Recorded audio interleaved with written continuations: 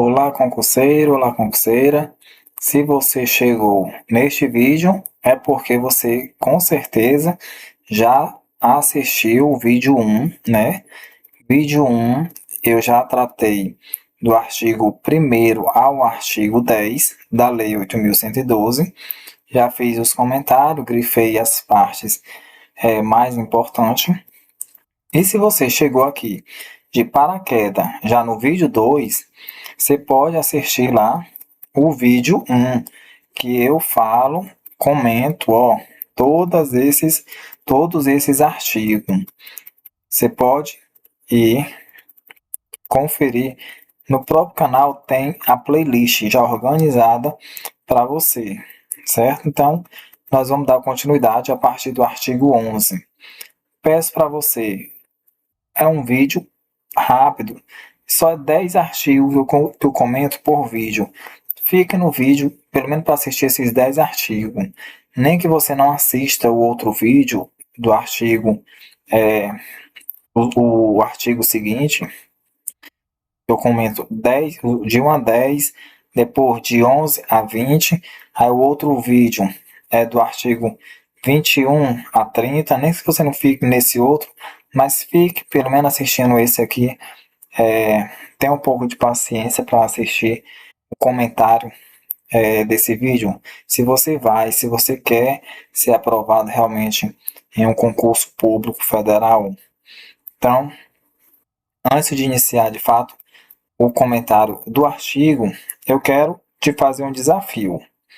Se esse conteúdo de hoje, deste vídeo, te ajudar de alguma forma, você já deixa o like ou se inscreve no nosso canal no meio do vídeo, no final do vídeo, ou então já pode até se inscrever agora se ele já te ajudou de alguma forma, certo? Porque aqui a gente não assiste por assistir, né? A gente assiste para crescer, né? Então a gente cresce nosso canal e a gente também te ajuda a crescer. Então vamos lá para o comentário, né? Artigo 11. O artigo 11 diz: o concurso será de provas ou de provas e títulos,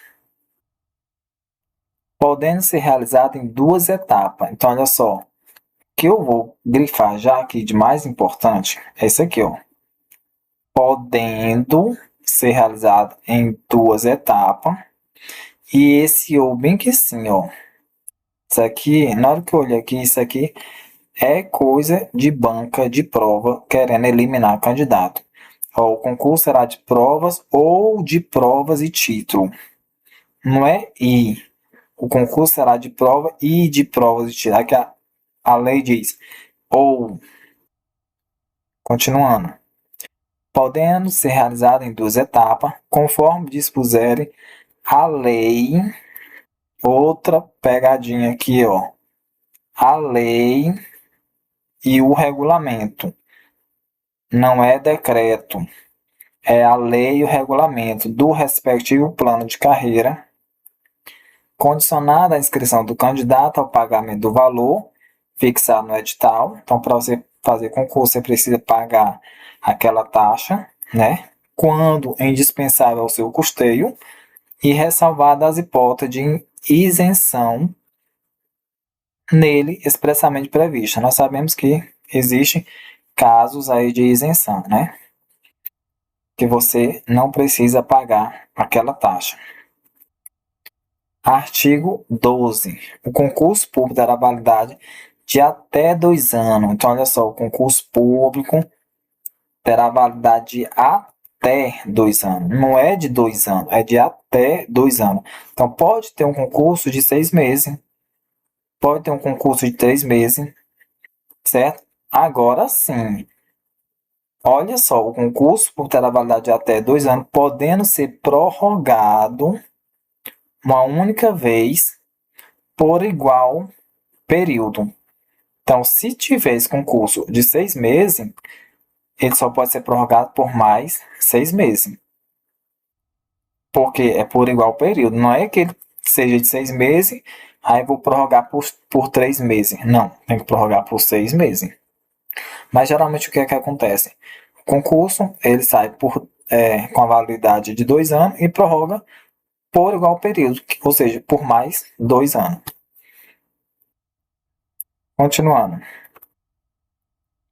O prazo de validade do concurso e as condições de sua realização serão fixados em edital, que será publicado no Diário Oficial da União ou em jornal de grande circulação. Então, dois lugares aí, né, que pode ser publicado. Parágrafo 2º. Não se abrirá novo concurso enquanto houver candidato aprovado em concurso anterior com prazo de validade não expirado. Então, aqui é um pouco diferente da Constituição, viu? Não se abrirá novo concurso enquanto houver candidato aprovado em concurso anterior com prazo de validade não expirado. Eu não vou fazer o comentário aqui da Constituição, certo? Mas eu posso fazer o comentário em outra aula, mas aqui tem as bancas, geralmente ela cobra fazendo essa confusão aqui com o parágrafo 2º da 8.112, do artigo 12, e o da Constituição, que eles se parecem, mas eles não falam a mesma coisa. Vamos lá. Agora a gente vai falar da posse e do exercício. A posse dá-se-á pela assinatura do respectivo termo, no qual deverão constar as atribuições, os deveres, as responsabilidades e os direitos inerentes ao cargo ocupado, que não poderão ser alterados unilateralmente por qualquer das partes, ressalvados os atos de ofício previstos em lei. Então, o que é que temos de importante aqui? A palavra posse. A posse dá-se-á pela assinatura do respectivo termo, e ele diz, o que é que tem que ter no termo. Deve constar o quê? As atribuições, os deveres, as responsabilidades e os direitos inerentes ao cargo ocupado, que não poderão ser alterados unilateralmente por qualquer das partes, ressalvados os atos de ofício previstos em lei. Então, o que é que temos aqui no artigo 13? Primeiro que a posse, só acontece a posse depois que você assina o termo, né? E nesse termo tem, algumas características. Precisa ter, as atribuições, os deveres, as responsabilidades e os direitos. Então, 4 características que precisa constar no termo.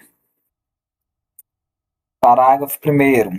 A posse ocorrerá no prazo de 30 dias. Então, o prazo é de 30 dias. Então, a posse, né? A posse ocorrerá no prazo de 30 dias do ato, contado do ato de provimento. Nós sabemos que o ato de provimento originário é o qual? A nomeação. Então, é contado da nomeação.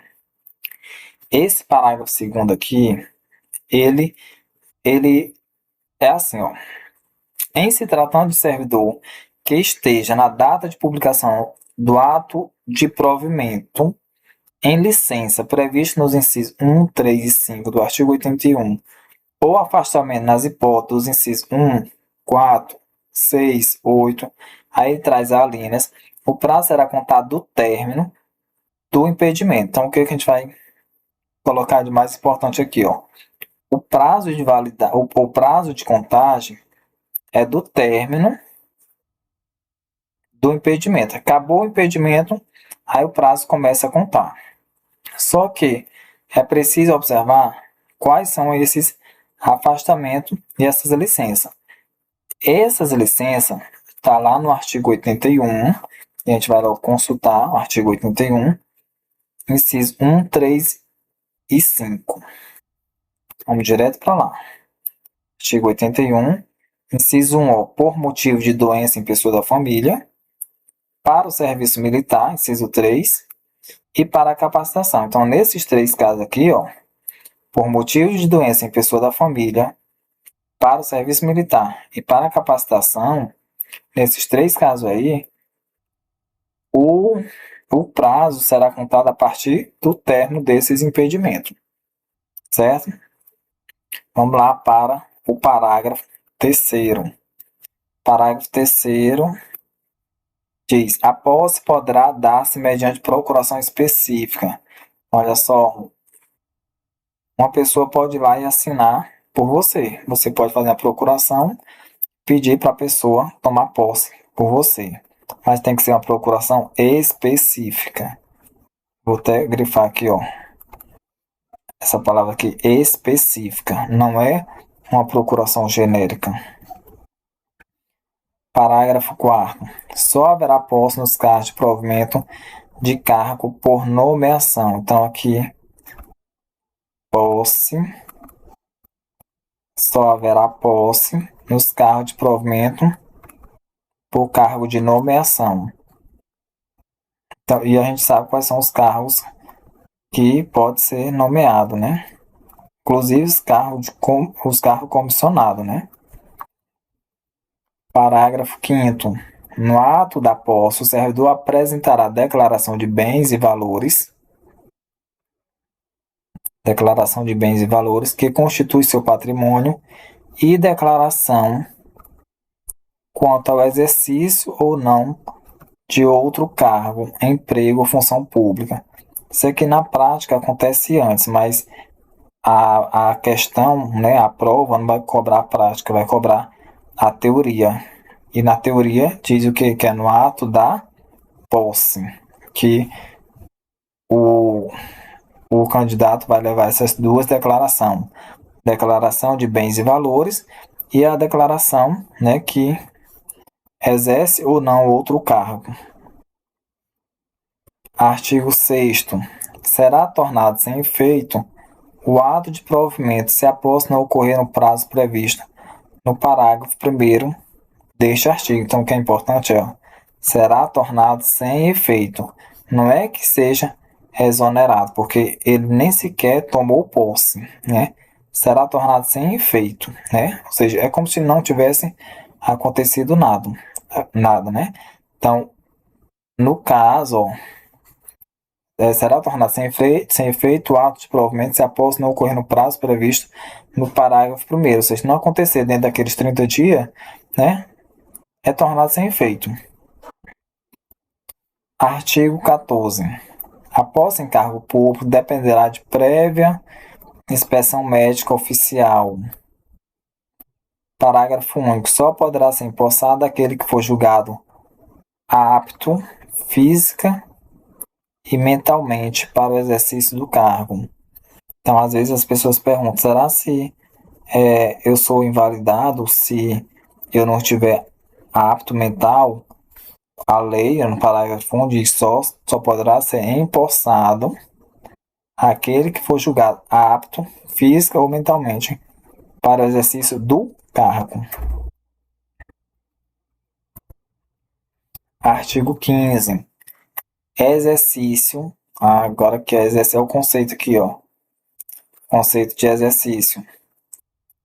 Exercício é quando você vai mesmo, né? Começar a trabalhar. É o efetivo desempenho das atribuições do cargo público ou da função de confiança. Então, qual o conceito de exercício? É o efetivo desempenho das atribuições do cargo público ou da função de confiança. Parágrafo 1º. É de 15 dias o prazo para o servidor empossado em cargo público entrar em exercício, contado da posse. Então, a pessoa tomou posse, então ele tem o prazo de 15 dias para entrar em exercício, para começar a trabalhar. Parágrafo 2º. O servidor será exonerado do cargo ou será tornado sem efeito o ato de sua designação para a função de confiança se não entrar em exercício nos prazos previstos. Então, agora aqui, ó, o servidor será exonerado. Por quê? Exonerado, porque aqui ele já tomou posse. Se ele tomou posse e não entrou em exercício, aí ele será exonerado. E quando se trata de função de confiança, deixa eu ver aqui, como é que é? O servidor é exonerado. Essa é a nomenclatura, servidor exonerado. E quando se trata de cargo de confiança, né, função de confiança, aqui é tornado sem efeito o ato de sua designação, certo? Então a nomenclatura são diferentes. Aqui o servidor já tomou posse, então se ele já tem posse do cargo, ele tem que ser exonerado se ele não entrou em exercício naqueles 15 dias. E no caso aqui da função de confiança é tornado sem efeito, né? É como se não tivesse acontecido nada. Parágrafo 3º. A autoridade competente do órgão ou entidade para onde for nomeado ou designado o servidor compete-lhe dar-lhe o exercício. Então, é a autoridade competente, né, que vai do órgão ou entidade para onde for nomeado ou designado o servidor compete dar-lhe o exercício. Parágrafo 4º. O início do exercício de função de confiança coincidirá com a data da publicação do ato de designação, ou seja, ele foi nomeado para exercer essa função de confiança. Então, ele já começa a trabalhar. Salvo quando, aí aqui vem, salvo quando o servidor estiver em licença ou afastamento por qualquer outro motivo legal. Em caso de licença, né? Ele não vai tomar posse, ou ele não vai. Ele foi nomeado, mas ele não vai conseguir trabalhar porque ele adoeceu no dia, ou tá de licença, entendeu? Coisas bem mesmo do dia a dia, né? Aí, ou por outro motivo legal, né? Deixa bem aberto aqui. Mas só ele diz, ó, hipótese em que recairá no primeiro dia útil após o término do impedimento. Terminou o impedimento, no dia útil seguinte, ele já começa a trabalhar. Que não poderá exceder a 30 dias da publicação. Então, ele ainda traz essa restrição aí, que não pode, né, exceder a 30 dias da publicação. Artigo 16. O início, a suspensão, a interrupção e o reinício do exercício serão registrados no assentamento individual do servidor. Então, o que é que tem lá no assentamento individual do servidor? O início, ou seja, quando ele inicia, suspensão, a interrupção e o reinício, né, do exercício. Ou seja, 4 coisas aí que serão registradas no assentamento individual do servidor. Parágrafo único. Ao entrar em exercício, o servidor apresentará ao órgão competente os elementos necessários ao seu assentamento individual. Então, aqui, ao entrar em exercício, certo? O servidor irá apresentar os elementos necessários ao seu assentamento individual, o que for necessário para colocar nos assentamentos individual do servidor, ele apresentará ao órgão. Artigo 17. A promoção não interrompe. A promoção não interrompe. Vou colocar esse não de vermelho para destacar mesmo. A promoção não interrompe o tempo de exercício que é contado no novo posicionamento na carreira a partir da data de publicação do ato que proveu o servidor. Certo? Artigo 18. O servidor que deva ter exercício em outro município, em razão de ter sido removido, redistribuído, requisitado, cedido ou posto em exercício provisório, terá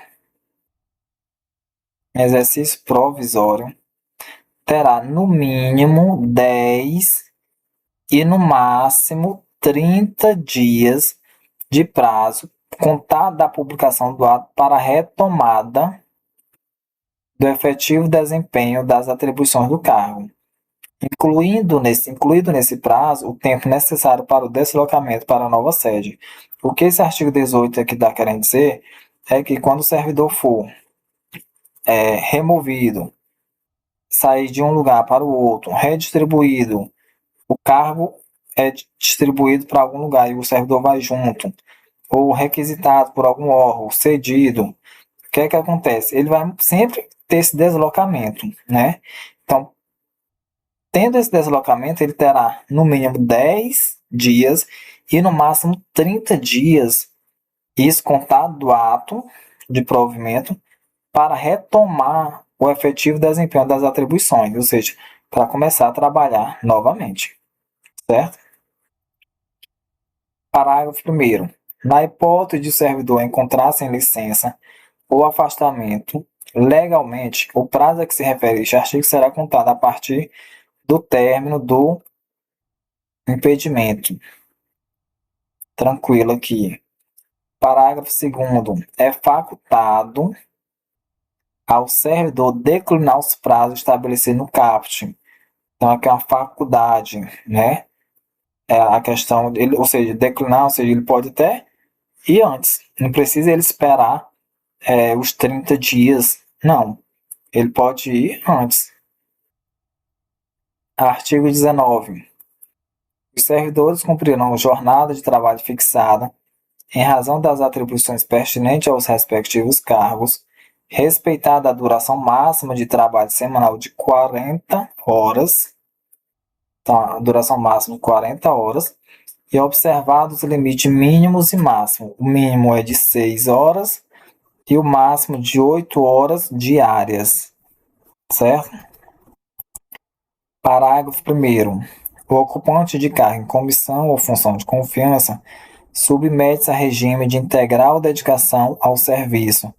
Então, o cara lá ocupa um cargo de comissão ou uma função de confiança, ele está no regime de integral dedicação ao serviço, ou seja, em qualquer momento ele pode ser convocado para trabalhar, né? Tá aqui, ó, podendo ser convocado sempre que houver interesse da administração.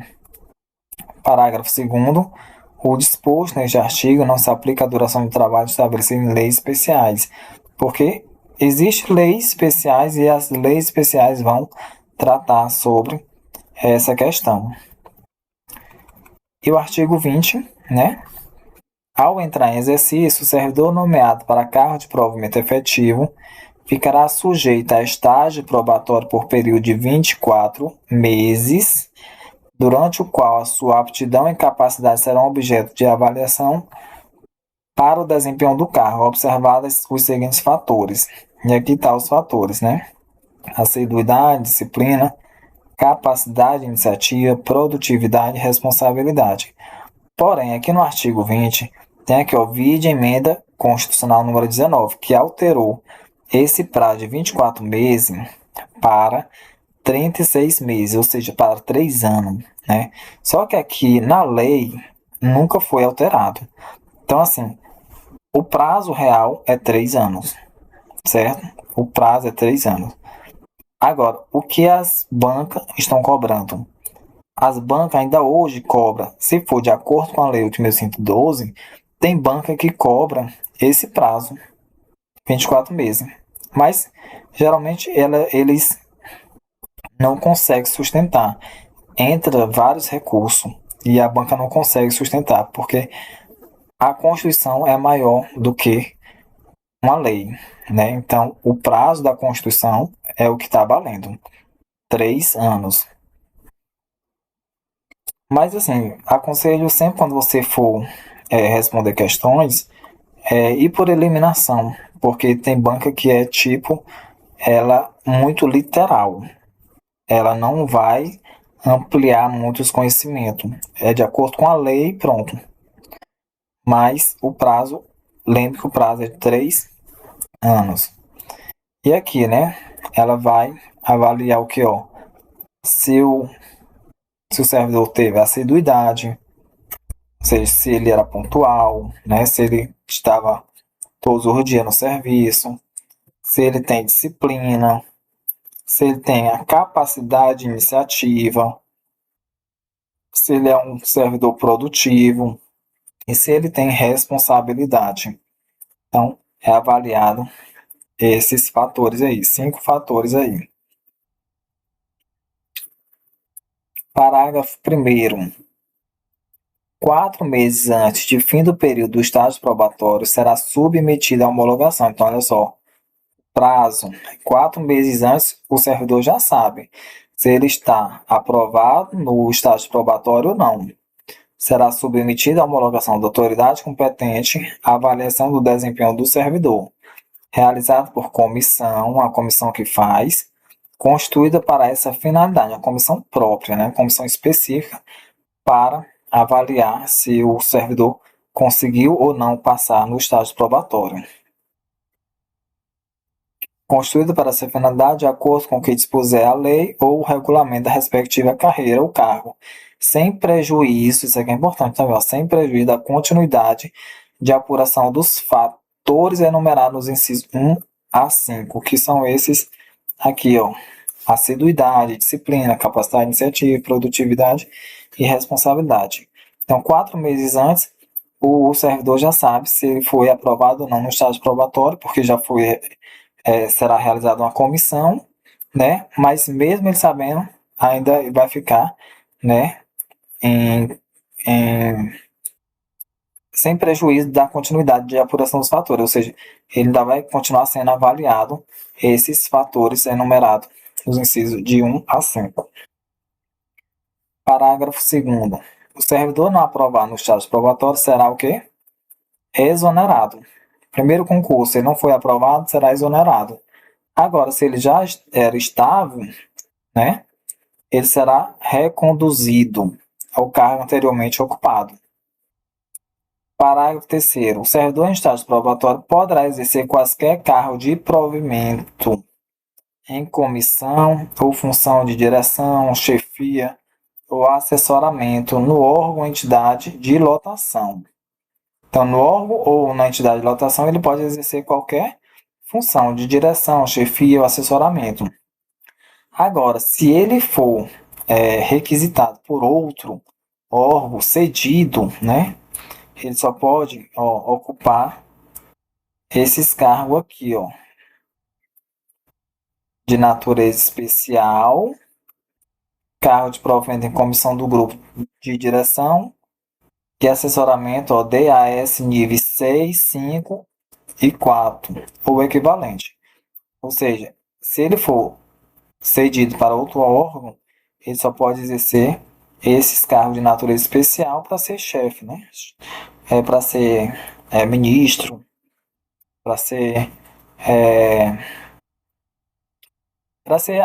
o do alto escalão, né? Nível 6, 5 e 4. Parágrafo 4º. Ao servidor em estágio probatório, somente poderão ser concedidas as licenças e afastamento previsto nos artigos 81, inciso 1 a 4, 94, 95 e 96. E bem assim, afastamento para participar de curso de formação decorrente de aprovação em concurso para outro cargo na administração pública federal. Parágrafo 8º, ou parágrafo 5º. O estágio probatório ficará suspenso durante as licenças e os afastamentos previstos nos artigos 83 e 84, parágrafo 1º, 86 e 96. E bem assim, na hipótese de participação em curso de formação, e será retomada a partir do término do impedimento. Esses 2 parágrafos aqui, você pode até consultar diretamente lá, mas eu vou trazer um vídeo somente explicando as licenças que o servidor pode gerar em estágios probatório, certo? Então, finalizamos aqui mais 10 artigos, né? Então, aqui nós trabalhamos do artigo 11 até o artigo 20 e seus parágrafos. No próximo vídeo, nós vamos falar sobre a estabilidade a partir do artigo 21 e aquela história que eu lhe disse antes, né? Se até aqui algum comentário te ajudou, se inscreve no nosso canal, deixe o seu like, deixe seu comentário aí se você está gostando aí das correções, dos comentários e dos grifos. E até o próximo vídeo.